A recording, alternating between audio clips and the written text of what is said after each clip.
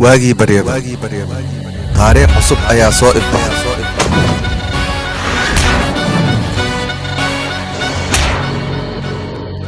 دلاك استنا دل أيا أدنبايا geeridu mar walba kaama harto laakiin waxaa foolxumo ah inaad si qaab dare ah aad u dhimato xayawaan oo adigoo kala ah xayawaan loo maraadso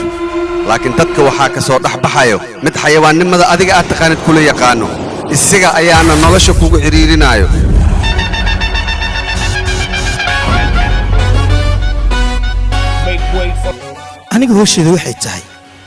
aniga hooshada waxay tahay dhoofin maxay tahay dhoofin aamus iga daba hadal yaa ku yiri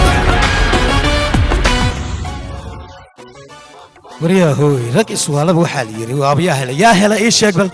aamus iga daba hadal yaa ku yiri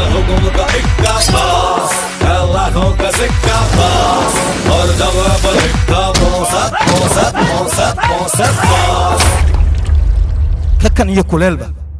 aniga yaa biyo ka keena